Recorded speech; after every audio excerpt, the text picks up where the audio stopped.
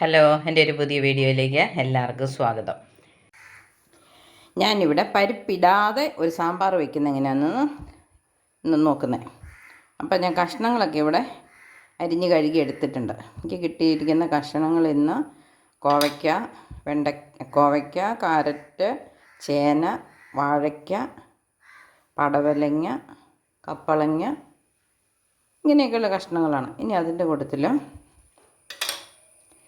ഒരല്പം മഞ്ഞൾപ്പൊടിയും മുളക് പൊടിയും ചേർത്ത്, കഷ്ണങ്ങളെല്ലാം പച്ചക്കറിയല്ലേ ജലാംശമുള്ളതാണല്ലോ, അപ്പം ഞാൻ കുറച്ച് വെള്ളം ഒഴിച്ച് അല്പം ഉപ്പും ഇട്ട്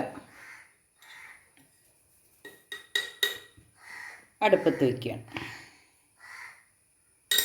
ഇനി നമുക്ക് തീ കത്തിക്കാം.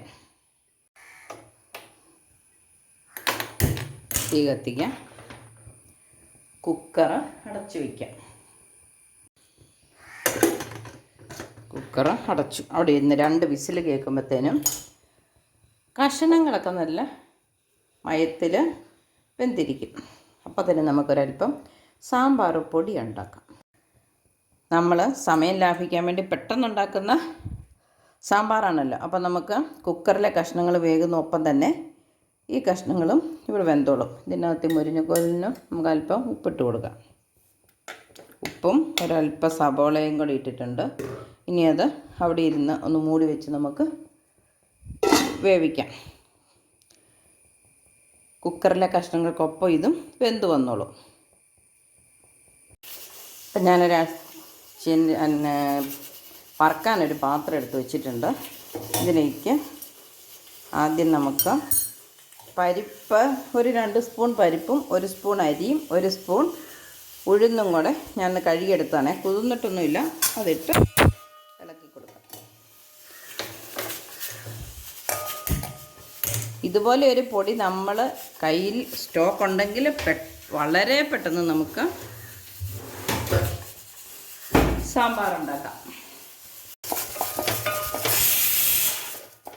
നമ്മുടെ കഷ്ണങ്ങൾ അവിടെ വിസിലടിച്ചു. തീ കുറച്ച് വെക്കാം.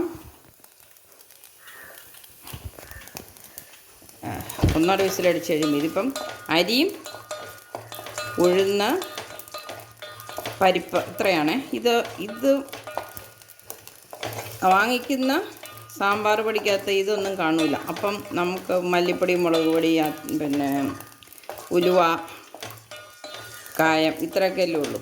ഇതിപ്പോൾ നമ്മൾ ഇതെല്ലാം കൂടെ ചേർത്ത് പൊടിച്ച് വെക്കുകയാണെങ്കിൽ ഉള്ള കഷ്ണങ്ങൾ ഏതാണോ അത് നമുക്ക് വേവിച്ചിട്ട് ഈ സാമ്പാർ പൊടിയും ചേർത്ത് നല്ല രുചികരമായ സാമ്പാർ വളരെ പെട്ടെന്ന് ഉണ്ടാക്കാവുന്നതാണ്. ഇത് ഓരോന്നോരോന്നായിട്ട് നമുക്ക് കഴുകി വെയിലത്ത് വെച്ച് ഉണക്കിയിട്ട് അധികം എടുക്കുകയാണെങ്കിൽ ഇപ്പം നാഴി 2 നാഴി പരിപ്പും നാഴി അരി നാഴി ഉഴുന്നും ഒക്കെ എടുത്തിട്ടാണെങ്കിൽ നമുക്ക് വേറെ വേറെ വറുത്തിട്ട് ഒരു 6 മാസത്തിനുള്ള അത് ഒരുമിച്ച് തയ്യാറാക്കി വെക്കാവുന്നതാണ്. ഇനി നമുക്ക് കഷ്ണങ്ങൾ 2 വിസിലടിച്ച് ഓഫാക്കാം. ആ കാറ്റ് പോകുമ്പോഴത്തേനും ഇത് നമുക്ക് വറുത്തെടുക്കാം. ഇത് അരിയൊക്കെ പൊട്ടിത്തുടങ്ങി, പരിപ്പും പഴുത്തൊക്കെ മൂത്തിട്ട് കാണും. അപ്പോൾ നമുക്ക് ഇതിൻ്റെ കൂടെ വേറെ ചേർക്കാനുള്ള ഇത്തിരി സാധനങ്ങളും കൂടി ഉണ്ട്. ഇതുകൊണ്ട് ഒരു 5-6 കുരുമുളക്, ഒരല്പം ജീരകത്തിനേക്കാൾ ഒരല്പം കൂടുതൽ ഉലുവ,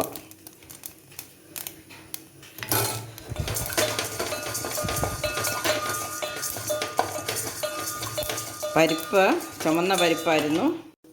ചുമന്ന പരിപ്പിൻ്റെ കളർ കണ്ട് ഇപ്പോൾ അതൊക്കെ മാറി വെളുത്തായി. ഇനി മറ്റേ കടലപ്പരിപ്പുണ്ടായിരുന്നെങ്കിൽ നമുക്കത് ഇടായിരുന്നു. പിന്നെ തുവരപ്പരിപ്പുണ്ട്, അതിടാം. പൊട്ടുകടല ഉണ്ടെങ്കിൽ അത് ചേർക്കാം.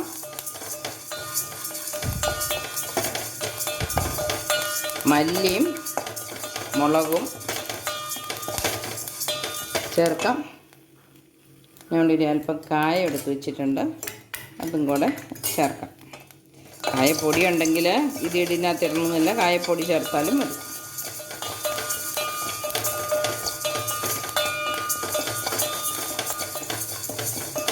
ഇനി തീ കുറച്ച് വെച്ചിട്ടാണ് ഇപ്പോൾ ഇളക്കുന്നത്. ബാക്കിയുള്ള സാധനങ്ങളൊക്കെ മൂത്തത് കൊണ്ട്. ഇനി കരുവേപ്പില ഒന്ന് പൊടിഞ്ഞ് കിട്ടാൻ പാകത്തിന് കറിവേപ്പില തിരക്കിട്ടുണ്ടാക്കുമ്പം കറിവേപ്പില നേരെ കറിയിലേക്ക് ഇട്ടാലും മതി കേട്ടോ. ഞാനിപ്പോൾ അന്ന് കാണിച്ചെന്നേ ഉള്ളൂ. അപ്പം വറുത്ത് പൊടിക്കാമെന്ന്. ഇനി നമുക്ക് തീ നിർത്തിയിട്ട് എൻ്റെ അടുത്ത് മുളക് മുഴുവനോടെ ഉണ്ട്. എന്നാലും ഞാൻ അർത്ഥത്തിന് താമസമല്ലേ പൊടിച്ച് വരാം. മല്ലി മുഴുവനോടെ ഇല്ല. അതുകൊണ്ട്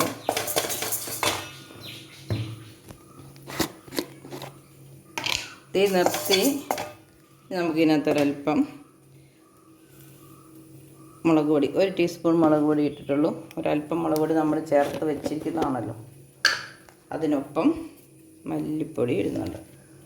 ഇനി ഇത് പെട്ടെന്ന് തന്നെ മാറ്റാം, അല്ലെങ്കിൽ മുളകും മല്ലി കരിഞ്ഞു പോയെങ്കിലും. അപ്പം ഞാൻ വീഡിയോ ഓഫാക്കിയിട്ട് ഇത് മിക്സിയുടെ ജാറ് ഞാനിവിടെ നേരത്തെ തന്നെ കഴുകി തുടച്ച് വെച്ചിട്ടുണ്ട്. അതിനകത്തേക്ക് മാറ്റുകയാണ്. കണ്ടോ, നമ്മുടെ സാമ്പാർ പൊടി ഇവിടെ റെഡിയായി.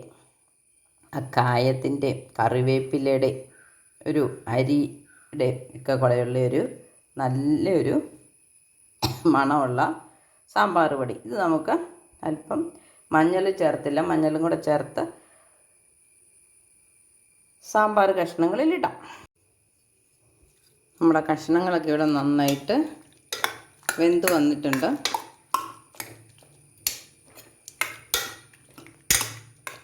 ഇത് ഉടച്ചു കൊടുക്കുന്നത് ഇഷ്ടമുള്ളവർക്ക് ഉടച്ചു കൊടുക്കാം. പിന്നെ ഉപ്പിട്ടതായിരുന്നു, മതിയോ എന്ന് നമുക്ക് നോക്കാം.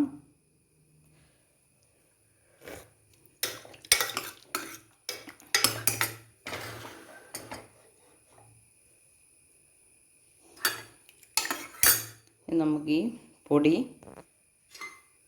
പൊടിച്ചെടുത്തത് മുഴുവനും നമുക്ക് ആവശ്യം വരില്ല. പാകത്തിന് ചേർത്തിട്ട് വെച്ചാൽ പിന്നെ അത് ഒരു ഉണങ്ങിയ സ്പൂണും കൊണ്ട് എടുക്കണമെന്നേ ഉള്ളൂ.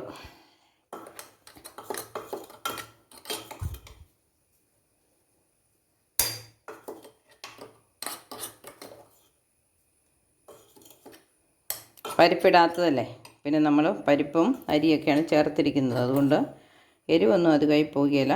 സാമ്പാറിന് കൊഴുപ്പ് വരുന്ന പാകത്തിന് ഈ പൊടി നമുക്ക് ഇച്ചിരി കൂടുതൽ ചേർത്താലും സാമ്പാറിന് രുചി കൂടത്തേ ഉള്ളൂ. എരിവ് കൂടി പോകുന്നോ ആയത്തിൻ്റെ ചുവപ്പ് കൂടി പോകുന്നോ ഒന്നും ഇത്രയും മതിയാവും. നോക്കാം.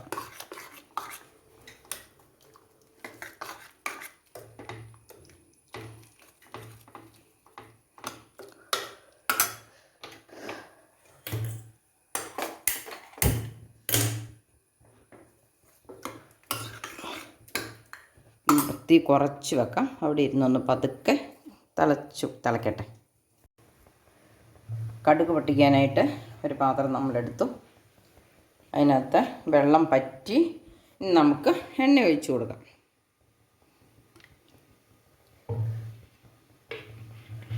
എണ്ണ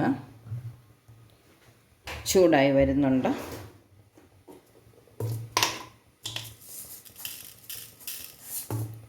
കടുകിട്ട് കൊടുക്കാം.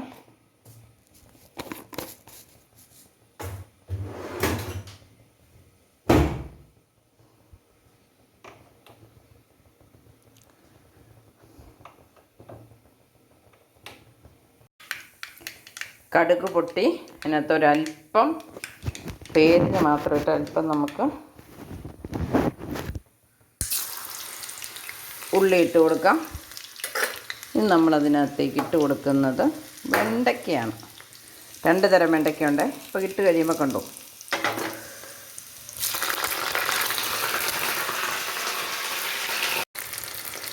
വെണ്ടയ്ക്കായും അല്പം കറിവേപ്പിലയും കൂടി ഇട്ടിട്ടുണ്ട്. കണ്ടോ, ആദ്യമെല്ലാം ചുമന്ന വെണ്ടയ്ക്കായ പച്ച വെണ്ടയ്ക്ക ഉണ്ടായിരുന്നു. അത് കഴിഞ്ഞിപ്പോൾ ചുമന്ന വെണ്ടയ്ക്കായ ബ്രൗൺ നിറമായി, പച്ച നിറമായി.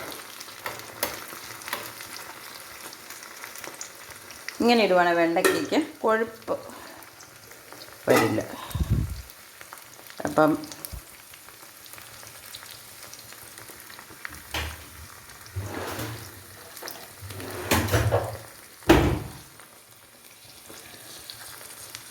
കായം കൂടുതൽ ആവശ്യമുള്ളവർക്ക് എണ്ണയ്ക്കകത്തൊരൽപ്പം കായപ്പൊടി ഉണ്ടെങ്കിൽ നമുക്കിടാവുന്നതാണ്.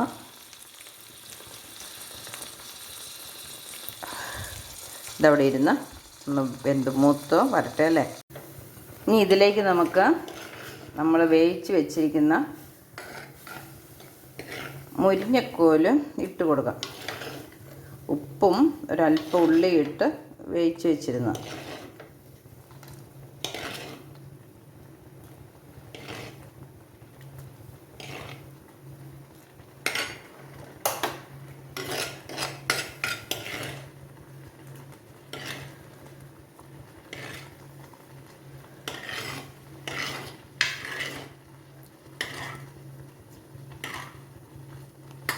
ഇനി പുളിവെള്ളം ഒഴിച്ചു കൊടുക്കാം.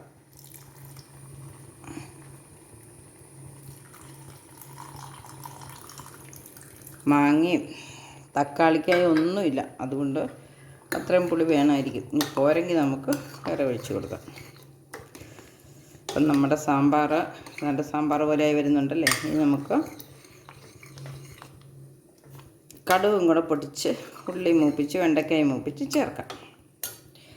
അതും ഇവിടെ അടുത്ത അടുപ്പയിൽ റെഡി ആയിട്ടിരിപ്പുണ്ട്. തീ ഓഫാക്കി ഇതും ചേർത്തു.